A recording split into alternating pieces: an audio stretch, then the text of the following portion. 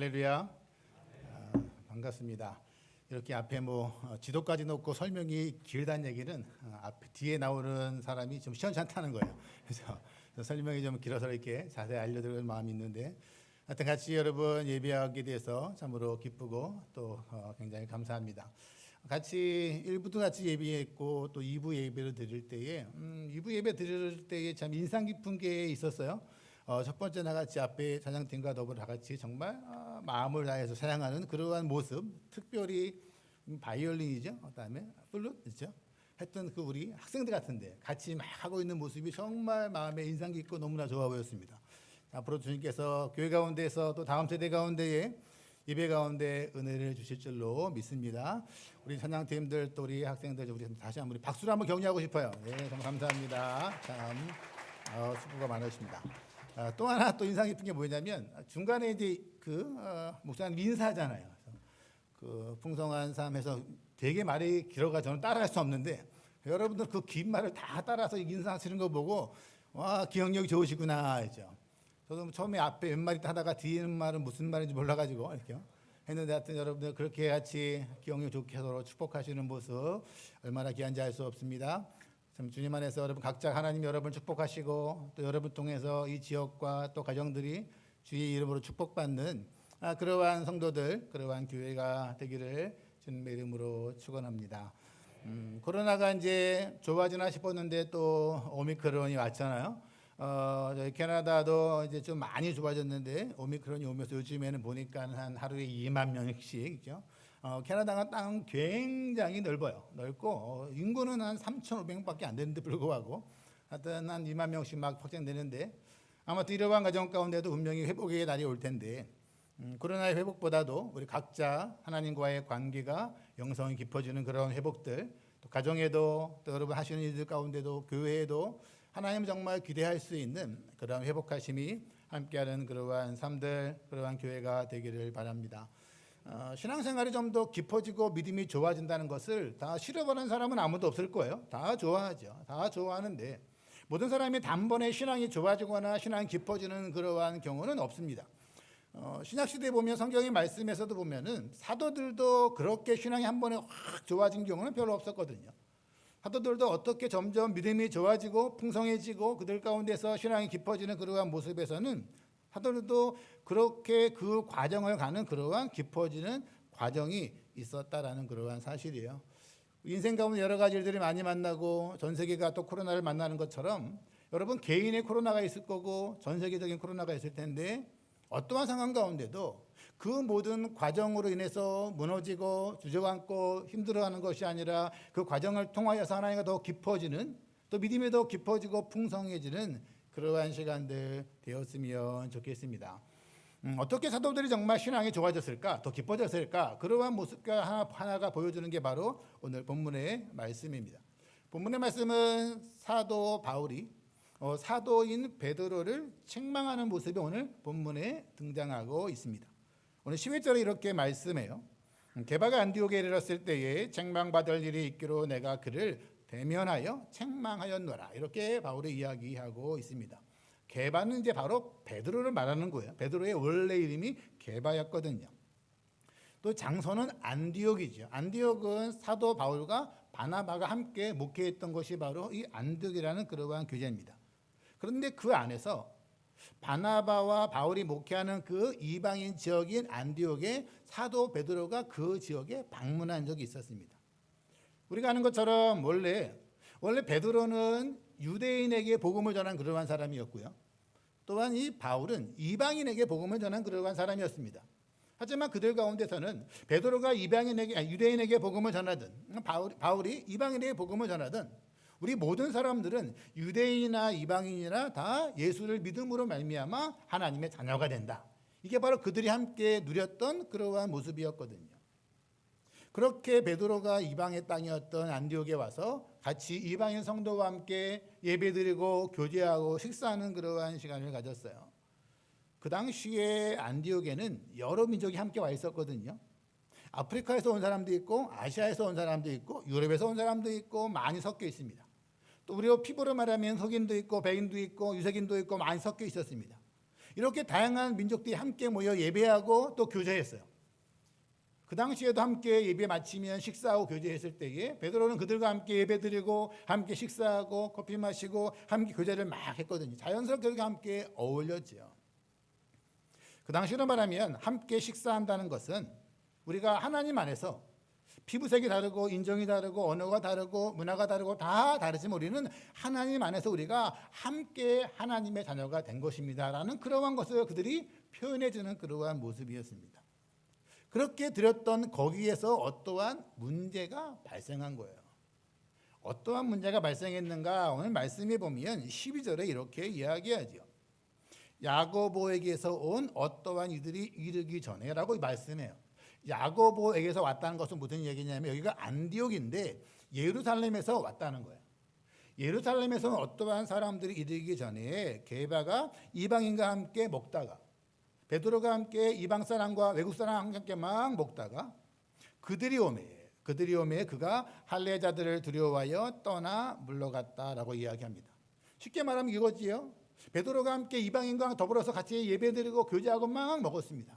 막 먹었는데 예루살렘에서 온 유대인 그리스도인들이 오는 거예요. 근데 그 사람들은 할례를 받은 그러한 사람들이었지요. 그들이 오자 베드로가 그들을 두려워해서 그 자리를 막 밥 먹다가 막 떠나버린 거예요. 이렇게 보면 여러분 좀 이해가 쉬울 거예요. 어떠한 사람이 이 두 사람이 있는데 두 사람이 너무 사이가 안 좋아요. 왼수 같은 그러한 사람이에요. 나는 두 사람이 다 친해요. 어느 날 내가 이 사람과 함께 더불어서 같이 밥 먹고 막 차 마시고 있는데 갑자기 이 사람과 정말 싫어하고 왼수처럼 여기는 그 사람이 저기서 딱 들어오는 거죠. 그럼 얼마나 당황하겠지요? 여러분은 태어나겠지요? 그죠? 그때 여러분 당황하니까 어떻게 하는 거예요? 그냥 이 사람과 밥 먹었지만 안 먹은 것처럼 하고 막 그 사람하고 막 어울리는 거죠. 이 사람이 물어보죠. 오, 저 사람과 밥 먹었어. 먹은 게 아니라 인사만 한 거라고 있죠. 이렇게 얘기한다면 여러분 지금까지 함께 밥 먹고 교제했던 그 사람의 마음이 어떻겠어요? 굉장히 좀 어색하고 썰렁해졌을 거예요. 이게 바로 베드로가 보여줬던 그러한 행동이라는 겁니다. 근데 오늘 성경은 이렇게 이야기해요. 왜 베드로가 그렇게 했을까? 이렇게 말하지요. 그 예루살렘에서 온 그 사람들을 두려워했다. 두려워했다는 건 이렇게 말할 수 있어요. 저 사람들을 의식했다. 다른 사람들을 의식하자 베드로 자신이 알든 모르던 자기도 모르는 행동이 일어났다라는 그러한 사실입니다. 내 마음에서 누군가를 두려워하고 의식하는 마음으로 행동하는 그러한 모습을 성경은 뭐라고 이야기하냐면 외식한다 그렇게 이야기해요. 외식은 겉모습을 내가 꾸민다는 거예요. 내가 겉모습을 의식한다는 거거든요. 어떠한 배경과 외모를 기준으로 행동한다라는 그러한 모습입니다. 그 당시에 유대인들은 예수님을 믿었지만 그들의 전통적으로는 이방인을 멀리했거든요. 왜냐하면 원래 그 유대인들의 문화에서는 뭐가 있었냐면 이방 사람들은 그들은 부정한 사람이야. 하나님 먹지 말라는 거 먹는 사람이야. 하나님께 절하지 말라 절하는 그러한 사람이야. 그러한 모습이 있었기 때문에 유대인들은 문화적으로 전통적으로 이방 사람들과 상종하지 않았어요. 멀리 뒀어요. 근데 무엇이 문제냐면 그렇게 예수를 믿었음에도 불구하고 그들의 그 태도가 달라지진 않았다는 거예요. 그때 우리가 아는 것처럼 예수님께서 이 땅에 오셔서 말씀하신 것 가운데 뭐가 있냐면 음식이 더러운 게 아니다. 사람이 더러운 게 아니고 사람의 마음이 문제다. 그래서 예수님께서는 이 땅에 있는 모든 음식을 다 먹어도 된다 이렇게 말씀하셨거든요. 부정한 사람은 없다 말씀하셨거든요. 여러분도 혹시 기억하실 거예요. 이것을 예수님이 알려주시려고 어떠한 일이 있었어요? 예수님께 사도행전에 보면은 베드로가 혼자 막 기도하는 중에 환상이 일어나잖아요. 환상 가운데 위에서 하늘에서 같이 뭐가 음식이 막 내려와요. 근데 우리로 말하면 이런 거예요. 음식이 막 내려오는데 위에서부터 환상으로 진짜가 아니라 환상으로 순대, 뭐 족발 이런 내려오는 거죠. 우리 같으면 할렐루야 같은데 여러분 뭐예요? 이 유대인들은 뭐예요? 이것을 먹으면 안 되는 거예요. 안 되는 거예요. 근데 하나님 말씀하시거든요. 먹어라. 그때 베드로가 말하잖아요. 하나님 나는 평생 동안 이렇게 더러운 거 부정한 거 안 먹었습니다. 전 이거 안 먹습니다. 근데 주님 뭐라고 말씀하세요? 내가 깨끗하다 한 것을 누가 더럽다느냐 말씀하셨거든요. 이러한 계기로 베드로가 이미 음식은 더러운 게 아니다. 사람을 외모로 보는 게 아니다. 이걸 이미 알았던 베드로인데 불구하고 베드로의 그 모습 가운데도 오늘 본문의 말씀에 보면은 뭐예요? 그 이방 사람과 함께 막 죽이다가 언제요? 사람들을 두려워하면, 사람을 의식하면 자기도 모르게 다른 행동을 한다라는 그러한 사실이에요. 그렇게 행동했던 베드로에게 사도 바울이 하는 책망이 바로 14절에 등장합니다. 14절 이렇게 말씀하지요. 그러므로 나는 그들이 복음의 진리를 따라 바르게 행하지 아니함을 보고 모든 자 앞에서 게바에게 이르되 내가 유대인으로서 이방인을 따르고 유대인답게 살지 아니하면서 어찌하여 억지로 이방인을 유대인답게 살게 하려느냐라고 이 사도 바울이 베드로를 책망합니다. 사도 바울이 베드로에게 말하는 핵심은 뭐냐면요, 베드로 왜 사람을 차별하냐 이렇게 말하는 게 아니에요. 왜 베드로 너는 왜 앞뒤가 다르냐? 처음에는 잘 어울리더니 왜 갑자기 어울리지 않냐? 사람들 초질과 같아야지 왜 그 사람이 다르냐라고 말하는 것도 아닙니다. 왜 일관성이 없어라고 말하는 것도 아니에요. 바울이 베드로에게 말하는 핵심이 뭐냐면 왜 당신은 복음의 진리를 따라 행하지 아니합니까? 라고 말하고 있다는 그러한 사실이에요. 쉽게 말하면요, 사도 바울이 말하는 내용은 나는 사람을 차별 안 하는데 너는 왜 차별해? 넌 나쁜 사람이야 이렇게 말하는 게 아니라는 거예요. 무슨 얘기냐면 사도 바울도 자기가 기준이 아니에요. 사도 바울도 자기가 기준이 아니라 사도 바울이 베드로에게 하고 싶은 말은 뭐냐면 당신이나 나나 우리 모두는 하나님의 말씀 복음이 중심이 되어야 합니다 라고 말하는 거예요. 그래서 그 복음으로 이야기하는 거예요. 난 이렇게 잘하지만 너는 못하는 사람이잖아 이렇게 비교하는 것도 아니에요. 사도 바울은 나도 복음 중심으로 살아가는 그러한 사람이에요 하고 당신도 그렇게 살아가는 사람이 합니다 라고 그렇게 말하는 거예요. 사랑하는 여러분, 우리의 신앙이 더 깊어지고 성숙되어지려면 누군가가 좀 부족하고 실수했을 때에 우리가 그들에게 진심으로 권면할 수 있어야 합니다. 하지만 그 권면이 기준이 내가 되면 안 돼요. 나는 기도 많이 하잖아, 넌 기도 안 하잖아 이렇게 하면 안 되는 거였죠. 너는 뭐 큐티 안 하잖아, 나는 큐티 많이 하는데 내가 기준이 되면 안 되는 거예요. 나는 그렇게 말 안 하잖아, 내가 기준이 아니라 나도 여러분 우리 모두는 하나님의 말씀을 따라 살아가야 그러할 사람입니다. 그러한 모습 가운데에 그의 행동이 아니라 그의 마음에서 하나님의 복음의 말씀을 함께 따라갑시다 라고 격려해 주는 이 책망이 바로 복음적인 책망이라는 거예요. 전 여러분들을 자세히는 모르겠지만 30년 이상 교회가 세워지는 모습 가운데서 원래 정상적으로 말하면 30 몇 년이면 우리 사람으로 말하면 이미 성인이잖아요. 그렇죠? 그 모습처럼 여러분의 모든 교회 안에서의 신앙이 이렇게 성인처럼 성숙된 모습 가운데에 내 행동과 남의 행동이 아니라 하나님의 말씀으로 진심으로 다른 모든 사람들이 혹시 실수하여도 복음으로 세워지기 원하는 마음으로 권면하고 충고하고 나눌 수 있는 그러한 교회가 되기를 주님의 이름으로 축원합니다. 그때 됐을 때 우리가 성숙해졌다는 거예요. 깊어졌다라는 거예요. 기준은 내가 아니에요. 항상 하나님의 말씀이에요. 그래야지만 사도 바울과 베드로처럼 이렇게 말씀으로 책망했으니 얼마나 창피하겠어요. 하지만 기준이 내가 아니라 내 감정이 아니라 하나님의 말씀으로 세워주는 모습이기 때문에 그 이후에도 베드로와 그다음에 바울은 서로 원수가 안 되는 거예요. 함께 동력하는 모습이 유지되거든요. 오늘 본문의 말씀에 등장하지 않지만 이 본문에서 베드로의 위대함이 하나 있어요. 그건 바로 뭐냐면 베드로가 바울이 자기에게 막 책망할 때에 그 책망을 이 베드로가 받아들였다는 거예요. 이게 베드로의 위대함이에요. 만약에 여러분 누가 저한테 와가지고 목사가 왜 그래 이렇게 말하면 제가 뭐라고 할까요? 너는 잘났냐? 뭐 이랬을 거예요. 하지만 베드로는 그의 모든 책망을 받아들입니다. 저 같으면 이렇게 말했을 거야. 야, 너 바울, 그렇죠? 나는 예수님과 함께 3년간 먹고 잤다, 그렇죠? 내가 수제자다, 그렇죠? 네가 뭘 알아, 그렇죠? 어디서 감히 지적질이야? 이렇게 말했을지 몰라요. 근데 베드로는 그 말씀을 그대로 잘 받아들이는 거예요. 받아들인다는 거예요. 또한 그것 때문에 여러분 베드로는요, 내가 사도인데 이렇게 했구나. 나는 사도도 아니야. 난 아무것도 못해. 다 때려쳐야 돼. 이렇게 하지도 않았어요. 베드로는 내가 주님 따라가지만 나도 이렇게 실수했구나. 나도 이렇게 부족하구나. 다시 내가 어떻게 주님 의지해야겠구나. 자기의 실수로 말미암아 책망은 들었지만 그것 때문에 너무 자책하지도 않고 자괴감 갖지도 않고요. 역시 내가 사도지만 나를 믿을 수는 없어. 주님 믿어야지. 주님 의지해야지. 내가 주님을 더 사랑해야지. 그 모습으로 더욱더 사역을 잘 감당했던 것이 바로 베드로의 모습인 것처럼 우리 하늘을 시작하고 있잖아요.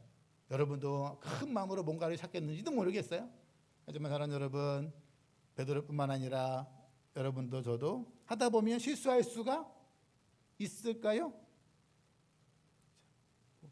여러분 표정으로는 전혀 그렇지 않을 것 같지만 하여튼 여러분의 부부나 자녀들은 알 줄로 믿습니다. 여러분 실수할 수 있잖아요. 그때에 막 숨길 필요도 없고요. 나는 왜 이럴까? 예전엔 안 그랬는데 자책할 필요도 없고요. 베드로처럼 내가 이렇게 연약하구나. 내가 이렇게 부족하구나. 내가 목사가 되고 내가 장로가 되고 내가 신앙생활 이렇게 오래 해도 이렇게 내가 연약하구나. 역시 나 의지하지 말고 주님 의지하자. 주님 바라보자. 그러한 모습 가운데 베드로처럼 다시 건강하게 회복되어지는 그러한 은혜들, 그러한 은혜로 말미암아 점점 깊어지고 견고해지는 그러한 모습들이 여러분 가운데도 있게 되기를 주님의 이름으로 축원합니다. 또한 사도의 바울의 모습은 아까 말씀드린 것처럼 하나님의 말씀으로 그를 정직하게 하지만 담대하고 용기 있게 권면할 수 있는 그 용기가 있었어요. 한국은 잘 모르겠어요. 캐나다는 주로 이렇지요. 사람들은 자기 일 아니면 관심이 없어요. 그렇기 때문에 내 일 아니야. 딴 사람이 뭘 하든 뭔 짓을 하든 관심이 없는 게 일반적으로 서양 사회의 문화거든요. 사도 바울은 진심으로 베드로에게 관심이 있었습니다. 나보다 먼저 사도가 되었지만 참으로 지금까지 사역을 잘했지만 지금 실수한 그 모습 가운데서 요것 봐라. 너 그럴 줄 알았다. 성경 말씀 본 것처럼 늦게 된 자가 먼저 된다고 내가 뛰어나지 않냐. 그러한 마음으로 한 것도 아니고요. 참으로 훌륭했던 베드로가 실수했지만 다시 하나님의 말씀으로 다시 회복되고 세워지기 원하는 마음으로 진심으로 용기 있게 권면했던 이 바울의 모습이에요. 여러분도 함께 신앙생활하면서 정말 신앙이 좋고 함께 귀한 사람들이라면 바울의 그 마음으로 누군가를 위해서 나처럼 많이 기도해야지, 나처럼 열심히 봉사해야지, 내가 기준된 것이 아니라 실수하고 연약하고 넘어졌을 때에 당신만 그러는 게 아니라 나도 늘 실수한다고, 나도 늘 부족하다고, 우리 같이 주님 바라보자고, 말씀으로 세워주자고, 함께 권면하며 세워나갈 줄 아는 그러한 성도들, 그러한 교회가 됐을 때에 우리는 점점 깊어지는 영성들, 더 풍성해지는 주님의 은혜가 여러분 가운데 교회 안에 있을 줄로 믿습니다.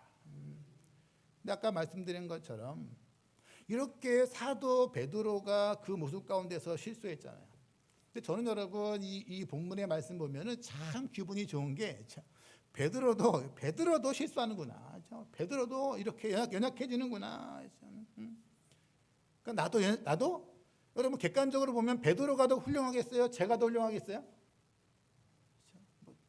대놓고 말 안 해. 여러분 눈빛이 다 써 있긴 하지만 베드로가 믿음이 좋을까요? 제가 믿음이 좋을까요? 그럼 말할 필요도 없죠. 근데 이렇게 믿음 좋았던 베드로도 실수할 수 있구나. 그러니까 나는 더 실수할 수 있다. 그런 뿌듯함이 있어요. 하지만 우리가 포커스는 바로 뭐냐면 왜 베드로가 이렇게 실수했을까? 아까 말씀드린 것처럼 베드로는 바로 뭐예요? 하나님의 시선을 보기보다는 뭐예요? 사람들의 시선을 두려워하기 시작하는 거예요. 사람들의 시선을 의식하는 거예요. 하나님의 관점보다 사람의 관점으로 그가 행동하기 시작하면 자기도 모르는 사이에 그렇게 믿었던 말씀에서 벗어나는 그러한 일이 베드로에게도 있을 수 있다는 그러한 사실이에요. 이러한 모습을 성경은 뭐라고 이야기하냐면 복음으로 시작했다가 율법으로 돌아간다고 이야기해요. 하나님의 말씀으로 시작했다가 율법으로 돌아간다는 것은 성경에 나오는 유대인의 율법뿐만 아니라 이 율법은 이거예요. 사람들의 전통, 관습, 내가 생각하기에 옳다고 생각하는 것, 거기로 돌아가는 것을 일반적으로 율법으로 돌아간다고 그렇게 이야기하거든요. 언제요? 하나님보다 사람들 더 의식했을 때.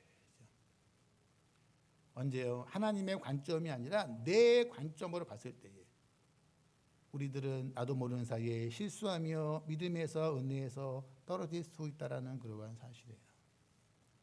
제가 캐나다 간지 저희가 이제 97년도 저는 갔는데요. IMF 터지기 전에 갔으니까는 이제 한 25년 가까이 된 거죠.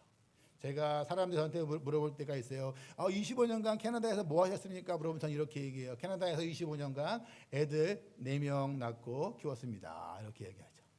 전 아이들이 이제 4명이거든요. 4명.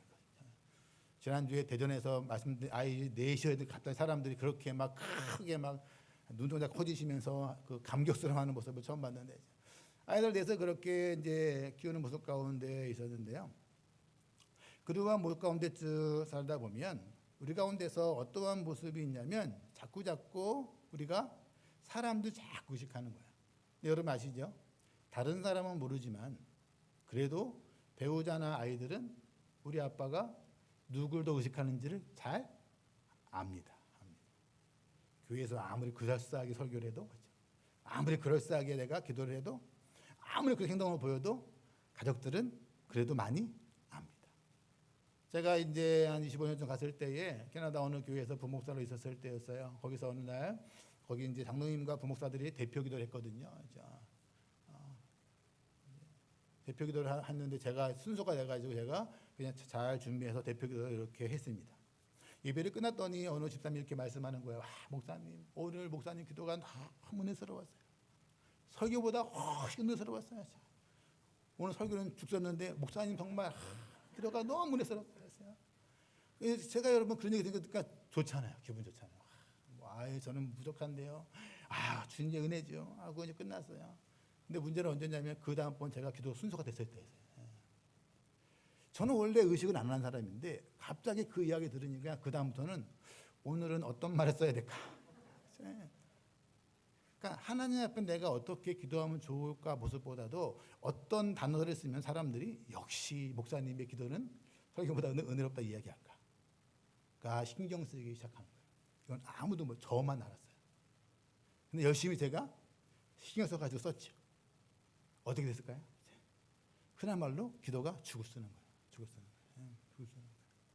왜냐하면 거기에는 어느 순간 나도 모르는 사이에 하나님을 의식하는 것보다 사람들에게 잘 보이고 싶은 마음, 이게 바로 사람들에게 인정받고 싶은 마음, 사람들의 신경 쓰는 마음, 사람들을 두려워하는 마음, 이게 오늘 본문에 가졌던 베드로의 마음이라는 그러한 사실입니다. 그래서 사도 바울이 베드로에게 이야기하는 거예요. 본문의 핵심은 그러한 내용이에요. 바울이 말하는 핵심은 바로 뭐냐면 이렇게 말하는 거예요. 우리가 다 유대인이다. 너도 유대인, 나도 유대인이다. 우리가 어릴 때부터 말씀, 율법을 잘 지켰다. 하지만 너나 나나 우리가 의롭게 되어지는 것은 우리가 유대인이기 때문도 아니고 율법을 다 지켰기 때문도 아니고 할례를 받고 안식을 지키고 요즘으로 말하면 주일 성수하고 11조하고 이것 때문에 의롭게 된 것이 아니다. 바울의 핵심인 거죠. 우리가 정말 의롭게 된 것은 하나님께서 예수 그리스도로 말미암아 우리를 받아주셨기 때문이다. 이게 바로 바울이 말하는 핵심의 내용이거든요. 그래서 16절에 이렇게 이야기하는 거예요. 사람이 의롭게 되는 것은 율법의 행위로 말미암음이 아니요 예수 그리스도를 믿음으로 말미암은 줄 알므로. 어떻게 해요? 우리도 그리스도 예수를 믿나지라고 이야기하는 거예요. 우리도 예수 믿고 우리가 의롭게 된 거다. 우리뿐만 아니라 이 땅에 있는 모든 이방인도 예수를 믿고 우리가 의롭게 된다라는 거예요. 바울이 경험했던 신앙의 모습들, 할례 받고 열심히 종교적인 모든 것들, 그것 때문에 절대 의롭게 안 된다는 것이거든요. 바울이 말하는 것처럼 우리는 오직 우리의 행위가 아니라 그리스도를 믿음으로써 의롭게 함을 받는 거야.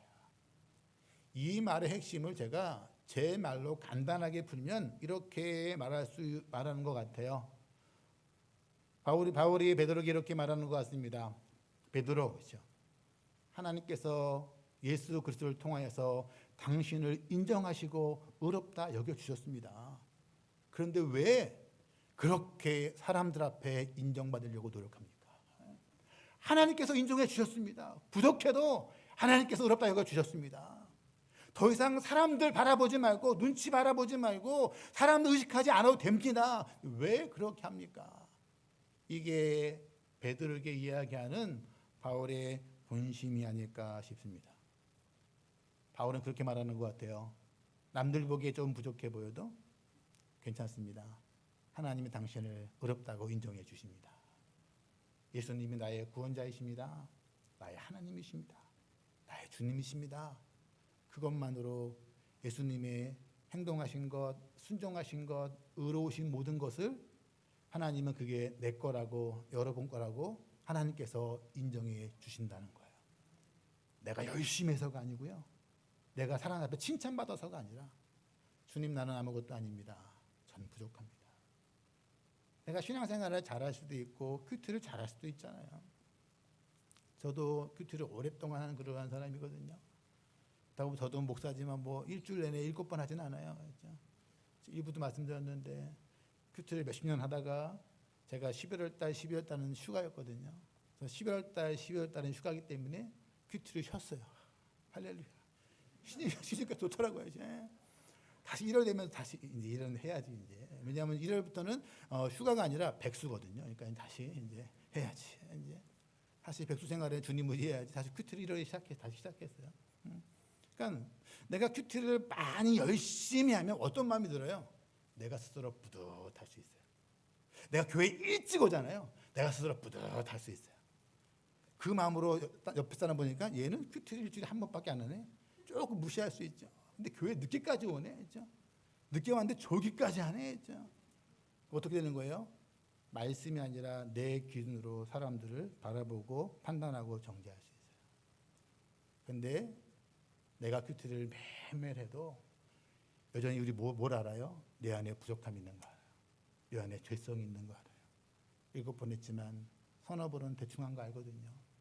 내가 이렇게 열심히 하고 있지만 내 이 행위가 아니라 하나님께서 내가 예수님을 나의 주님으로 영접한 것, 주님을 의지한 것, 하나님이 그것 때문에 나를 의롭게 여겨주시는 것처럼 큐티를 한 번 하거나 주일 예배 늦게 오거나 하죠. 땡땡이 친 사람도 예수를 믿게 된다면 하나님께 당신도 의롭다고 여겨주실 거라고. 우리의 행동과 우리의 모습과 겉모습과 사람 의식하는 것이 아니라 하나님만 바라보자고. 함께 세워나갔을 때에 한 사람 한 사람 가운데에 온 교회 가운데에 점점 주님과 깊어지는 그러한 성도들, 그러한 교회들. 그 모습 가운데에 하나님의 은혜가 너무 커서 풍성해서 아까 말씀드린 것처럼 권면했던 사도 바울도 책망을 들었던 베드로도 그것 때문에 우월해지고 더 뛰어나지고 그것 때문에 좌절하고 자책하는 것이 아니라 함께 주님의 말씀과 복음 안에서 견고해지고 풍성해지는 그 은혜가 여러분 개인 가운데 가정과 교회 가운데 더 풍성해지는 한 해가 되기를 주님의 이름으로 축원합니다. 기도하겠습니다. 선물하게 하신 아버지 하나님 감사합니다. 우리가 오늘도 주님 앞에 예배하러 나오면서 우리의 행동과 우리의 모습과 우리 살아왔던 삶이 아니라 예수님이 나의 구원자이십니다. 나의 구세주이십니다. 나의 주님이십니다. 그렇게 고백하는 우리의 믿음을 통하여 우리를 의롭게 여겨주시는 하나님, 우리가 그분 앞에 이 시간 나왔습니다. 우리가 하나님 우리의 모든 죄책감을 치유하시는 예수 그리스도 앞에 이 시간으로 나와 있습니다. 우리의 행위로 내가 의롭게 되는 것을 포기하고 예수님께서 이루신 그것 신뢰하고 의지하며 주 앞에 나아옵니다. 나를 신뢰하지 않고 나를 사랑하시는 하나님을 신뢰하는 모습 가운데에 때로는 베드로처럼 실수하고 넘어져도 그것 때문에 자괴감 붙는 것이 아니라 이러한 나를 사랑하시고 내 믿음을 보시며 의롭다 여겨주시는 그 하나님을 더 사랑하는 성도와 교회가 되게 하여 주옵소서. 베드로와 바울처럼 그러한 믿음 가운데에 하면 갈수록 이 모든 사람들이 함께 복음으로 깊어지고 풍성해지는 그러한 가정과 교회 되게 하여 주옵소서. 예수님의 이름으로 기도드립니다.